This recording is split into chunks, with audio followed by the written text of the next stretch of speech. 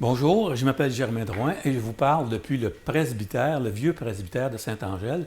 Et je voudrais profiter de l'occasion pour remercier les responsables du presbytère et pour nous avoir prêté ces locaux qui nous permettent d'enregistrer cette émission.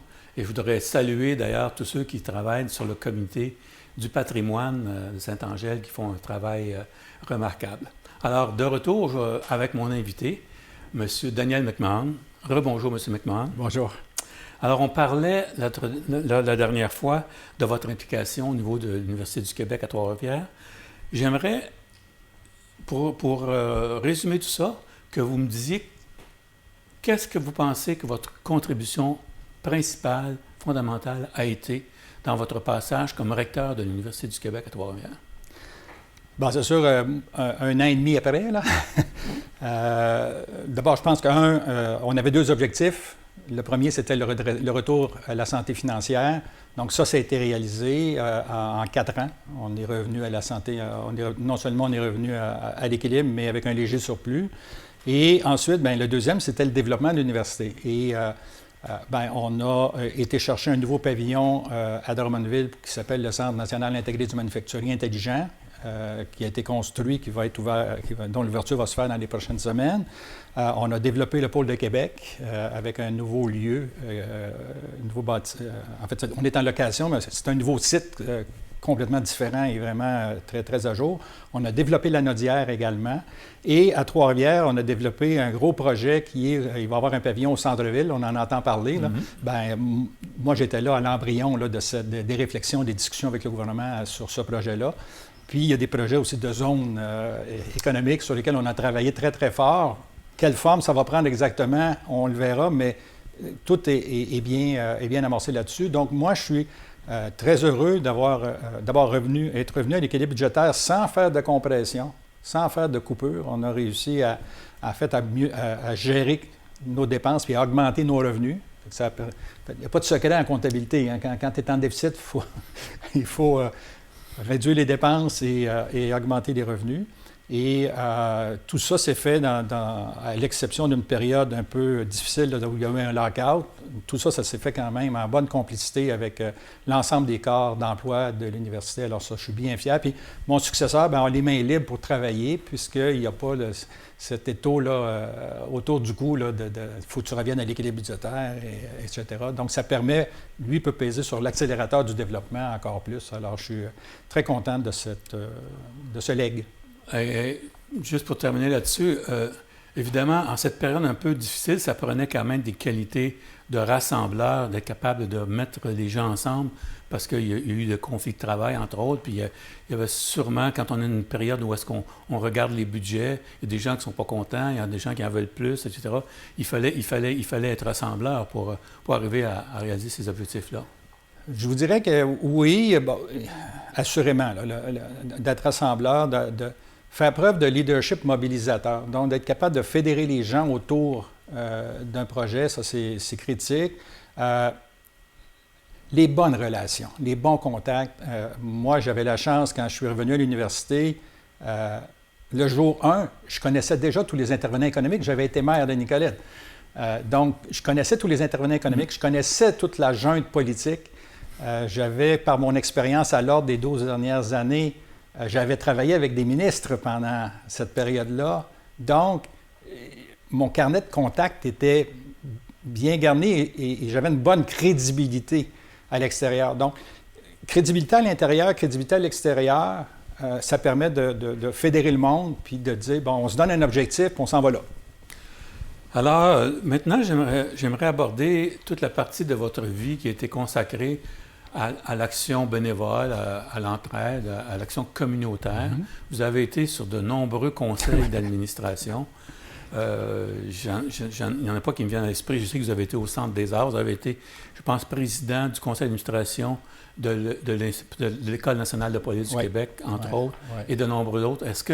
Alors, pourriez-vous nous parler un peu de cet aspect-là de votre travail extra travail, en quelque sorte? Bien, en fait, moi, je me suis toujours considéré comme étant privilégié. OK? J'ai exercé des fonctions de direction, des fonctions de leadership, autant au niveau du travail. Et donc, il y avait comme et c'est sûr que ça fait partie aussi de mes valeurs fondamentales, l'obligation de redonner. L'obligation de redonner. L'obligation.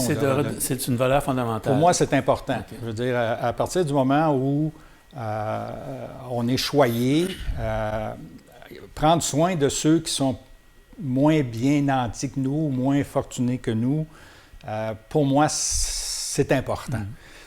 On ne peut pas être, une personne complète si on n'est uniquement centré sur soi-même. Bon, ça, c'est ma philosophie de vie à moi, là. Moi, j'en ai toujours retiré plus que j'en ai donné, dans le fond. Faire du bénévolat, c'est ça. On a l'impression que les gens qui font du bénévolat, ils donnent. Oui, mais on reçoit énormément, que ce soit en expérience de vie, qu'en expérience professionnelle. On apprend tout le temps plein de choses. On rencontre des gens qui sont fantastiques, on ne peut même pas soupçonner que ça existe dans notre milieu. Puis là, tout d'un coup, wow, c'est présent. Alors, pour moi, ça, c'est important de redonner, de m'impliquer, puis de répondre aussi à des appels. Bon, l'école de police, c'est un appel qu'on m'a fait. On m'a dit à un moment donné, on aimerait ça. Ben, regarde, on cherche quelqu'un qui a une bonne expertise en comptabilité puis qui connaît bien la région. J'étais à Montréal, j'étais à l'Ordre. J'ai dit, oui, mais regarde, Nicolette, je connais très bien, je connais bien l'école, Fait que donc, c'était une façon de m'impliquer puis de garantir aussi la pérennité de l'école à Nicolette. Il ne faut pas se le cacher. La façon dont l'école de police est financée, c'est par un pourcentage de la masse salariale des policiers du Québec.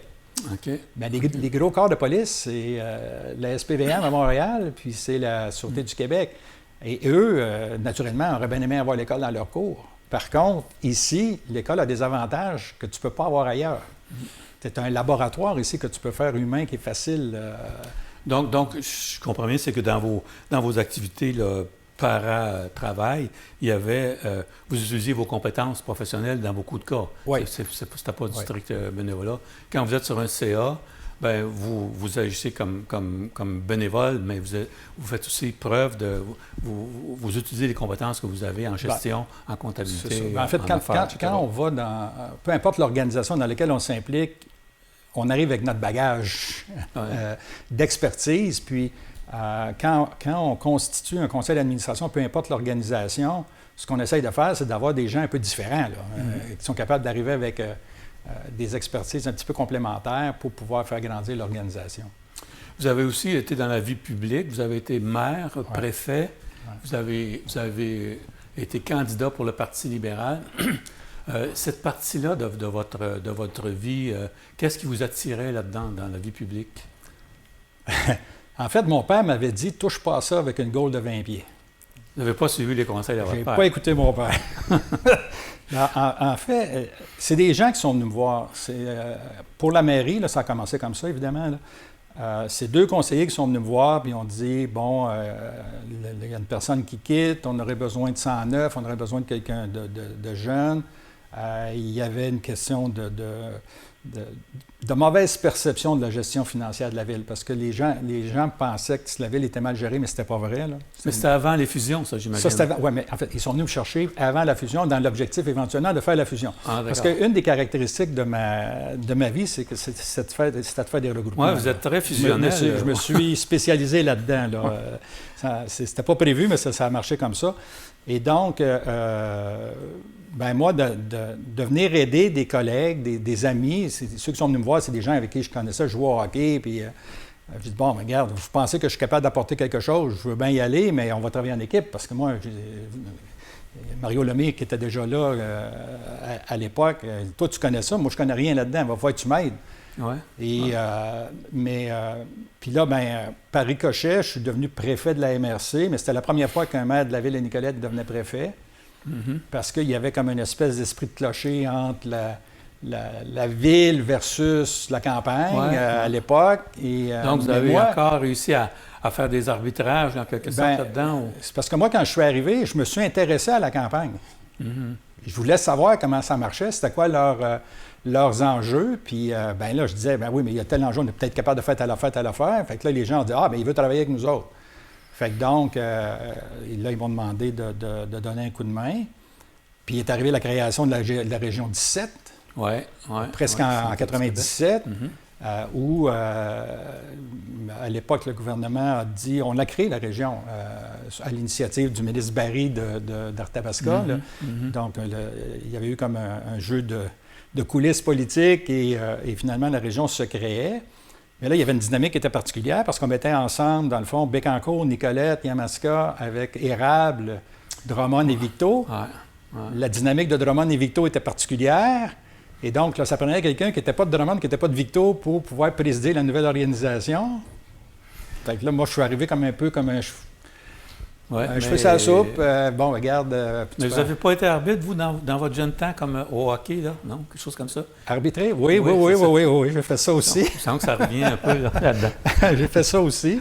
Alors, tout ça c'est imbriqué, mais encore là, c'est jamais l'histoire d'une personne. Hein. C'est bien important, là, parce que ça peut avoir l'air d'être l'histoire d'une personne, mais c'est toujours l'histoire d'une équipe.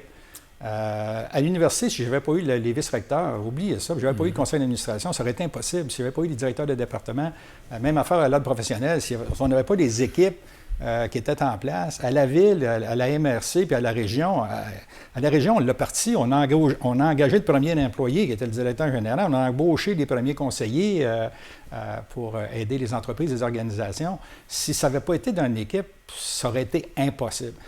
Mais le talent qui s'apprend à ce moment-là, c'est celui d'être capable de susciter l'adhésion puis l'enthousiasme, justement, de personnes qui sont talentueuses et puis compétentes autour de soi, j'imagine. Puis de respecter l'opinion des gens.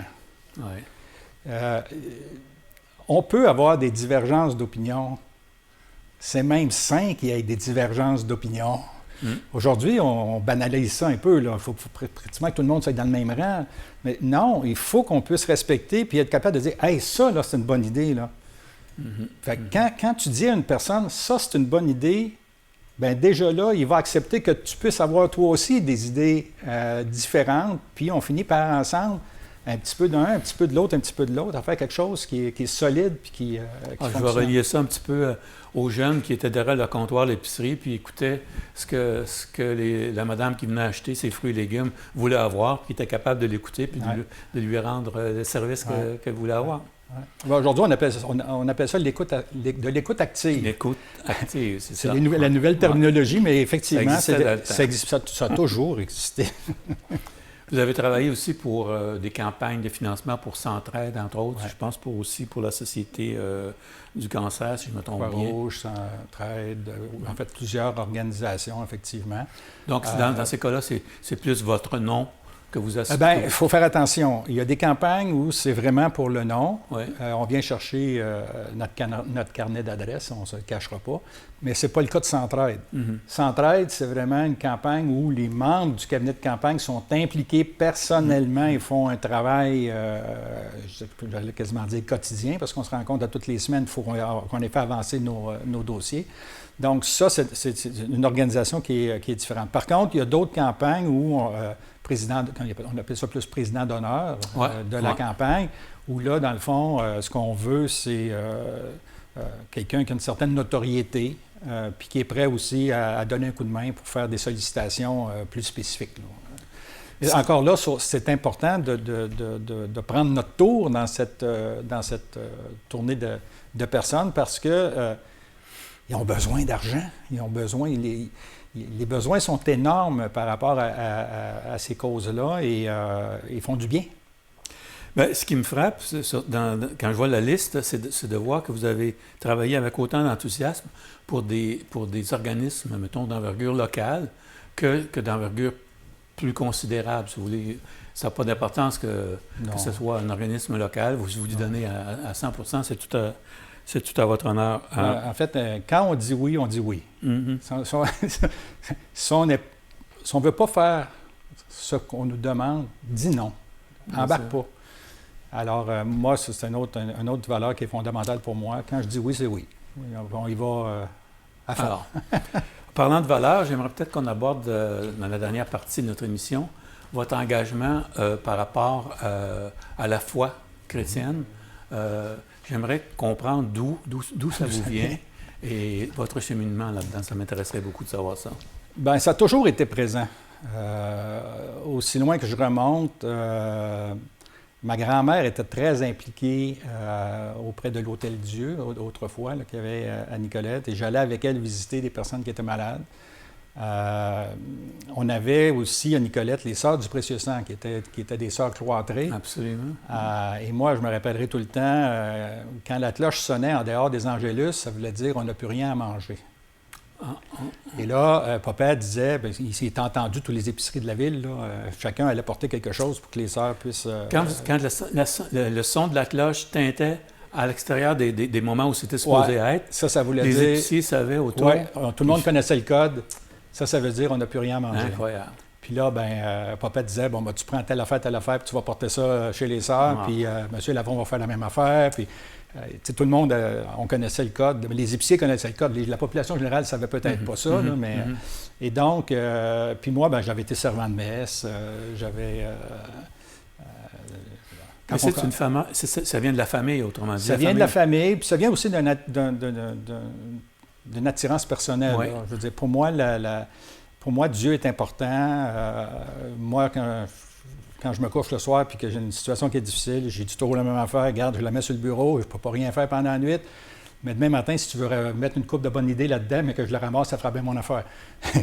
Puis, souvent, il y a des choses qui arrivent, puis tu dis, non, c'est pas moi qui y a pensé. Et donc... Alors, même quand on était jeunes parents, on s'est impliqué au niveau de la catéchèse des enfants. J'ai été impliqué aussi au Conseil d'orientation pastorale dans les années 90. D'ailleurs, c'est la foi qui m'a amené à la mairie d'une certaine façon. Expliquez-moi. Parce qu'on avait un petit groupe, à l'époque, on appelait ça des petites communautés de base. On était une dizaine de personnes qu'on réfléchissait là, sur les textes évangéliques du dimanche. Puis on parlait aussi de la société. Les collègues étaient impliqués dans différents mouvements, etc., les banques alimentaires, puis tout ça. Puis on se disait, tant et aussi longtemps qu'il n'y en a pas un de notre gang qui y va à ville, les choses ne changeront pas. Parce qu'à cette époque-là, il n'y avait pas de budget communautaire ou très, très, très peu. Puis, ça avait été un des arguments d'une des personnes pour dire, tu devrais y aller. Regarde, tu sais que tu nous comprends, nous autres, tu sais qu'est-ce qui est... Fait que ça aussi, ça avait joué à ce moment-là. Mais pour aller vers le diaconat, j'avais pas le temps. J'étais tellement... Moi, j'ai roulé 60 à 80 heures par semaine toute ma vie, là. Mais c'est vraiment drôle parce que on était impliqués, moi et Liette, veillée pascale, on était tout le temps impliqués dans la veillée pascale. Puis c'est à une veillée pascale, en revenant de la communion, que le curé à l'époque m'avait dit « T'as jamais pensé à ça? » Non. Il dit « On faudrait qu'on se parle. » C'était à quelle époque, ça, à peu près? J'étais à Montréal, j'étais à l'Ordre à cette époque-là.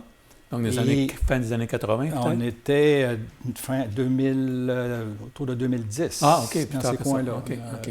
Mais comment, vous êtes marié, vous avez des enfants, donc par rapport à ce qu'on perçoit comme étant les normes habituelles de l'Église catholique, pour entrer dans le clergé, il faut nécessairement être célibataire et puis faire un espèce de, pas de vœu de pauvreté, mais je ne sais pas trop quoi.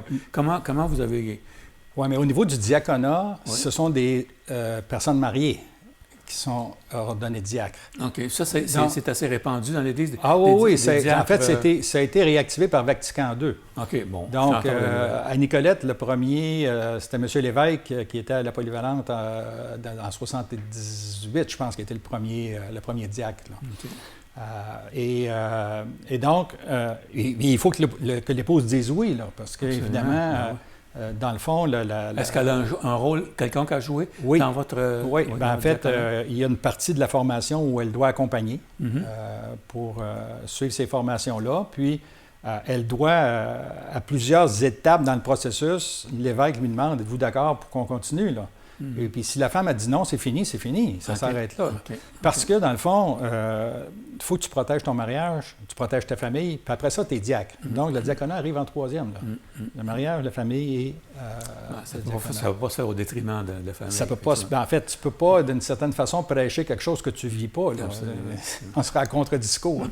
Alors, comment ça se vit être diacre? Qu'est-ce que vous faites exactement? Quelles sont vos obligations? En fait, le diacre est en relation directe avec l'évêque. Donc, quand on est ordonné, on a un projet, on appelle ça un projet diaconal. On dit dans quel secteur on aimerait œuvrer.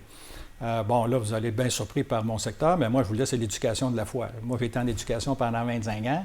Donc, de parler d'éducation, pour moi, c'est naturel. Et donc, j'ai dit à l'évêque, je serais intéressé à travailler au niveau de l'éducation des personnes adultes plus spécifiquement, éventuellement. Bon, en parallèle est arrivée la création de l'unité pastorale. Vous savez qu'il y a eu des fusions de paroisses, etc. Donc, nous, à Nicolette, on a une nouvelle unité pastorale qui regroupe Nicolette, Baie-du-Fèvre, Saint-Zéphirin, La Visitation, Sainte-Monique, ça forme une paroisse maintenant. Ça forme il appelle ça une unité pastorale, parce qu'il y a deux paroisses. Il y a la paroisse Assomption de la Vierge Marie, qui est l'ancienne paroisse qui avait... Parce que les 5 communautés, Baie-du-Fèvre, Saint-Alphège, La Visitation, Sainte-Monique et l'abbé, Saint-Zéph, eux avaient déjà été regroupés en une paroisse il y a plusieurs années. Et donc là, c'est cette paroisse-là qui ont placé avec la paroisse Saint-Jean-Baptiste pour faire une unité pastorale dans laquelle on a un seul prêtre qui couvre tout ce territoire-là. Évidemment, vous le savez, il y a de moins en moins de prêtres. Et donc, moi, j'ai accepté à la retraite de travailler comme coordonnateur à la mise en place de la nouvelle unité pastorale. Fait que donc, je m'occupe de coordonner, en fait, les différentes activités avec l'équipe. Encore une fois, on a une équipe pastorale. Et un diacre, dans le fond, on peut faire des baptêmes. Donc, j'ai fait beaucoup de baptêmes dans la dernière année. On peut faire des funérailles, liturgie de la parole au salon funéraire. On peut faire des mariages.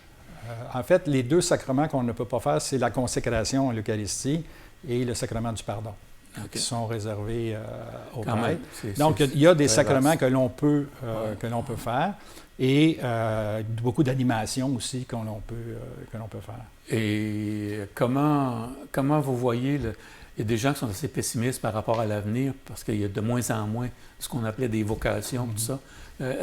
Comment vous voyez l'avenir de l'Église dans ce contexte-là? Bien, en fait, ce qu'on s'aperçoit actuellement, c'est que c'est la prise en charge par les laïcs. Oui. En fait, il y a une mauvaise conception que l'on a eue à cause de la... Il y avait tellement de gens il y avait tellement de prêtres, tellement de religieux, de religieuses, que les laïcs ont laissé la place, n'ont pas pris la place qu'ils auraient dû prendre dans ce qui est la foi, dans ce qui est la communication de la foi.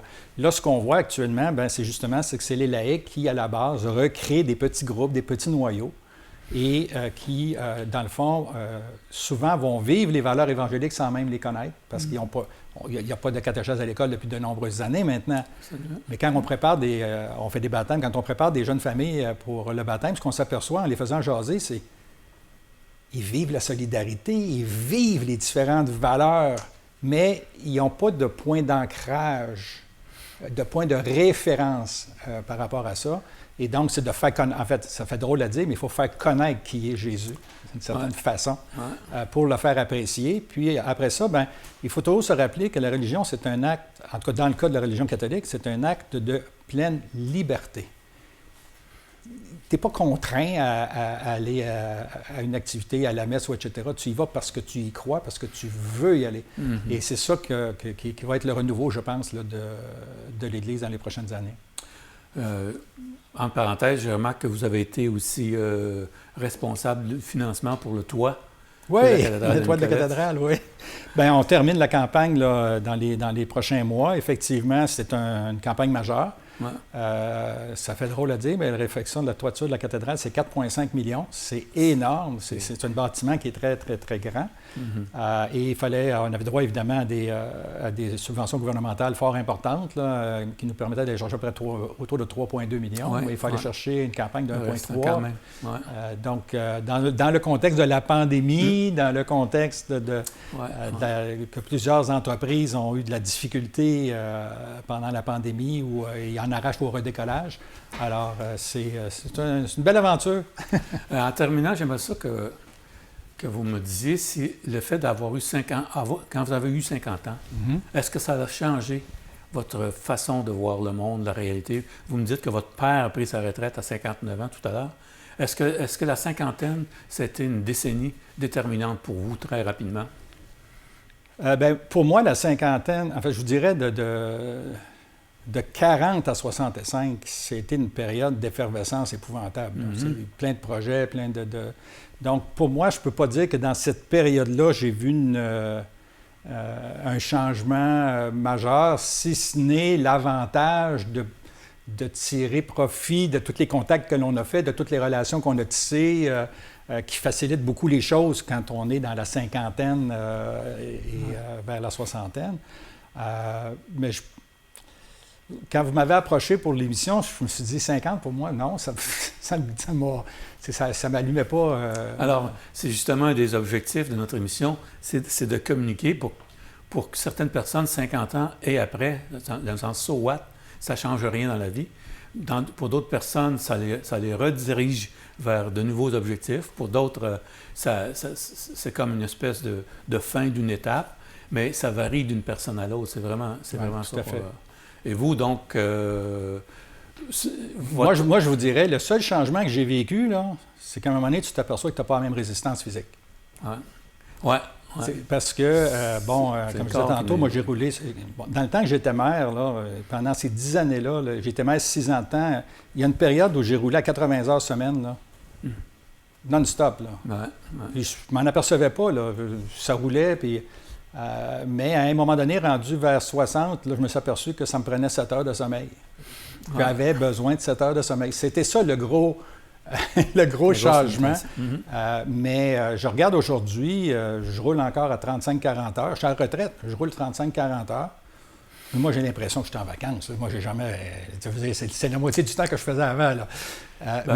Mais pour moi, je ne serais pas capable de tomber à rien faire. Oublie ça, là. Écoutez, je vous remercie d'avoir pris le temps, malgré tout, parce que je soupçonne que vous avez quand même des engagements, vous êtes quand même assez occupé. Alors, je vous remercie d'avoir pris le temps de venir nous voir pour ces 2 émissions qui, je suis sûr, sont très intéressantes. Et merci à vous de votre écoute et à la prochaine.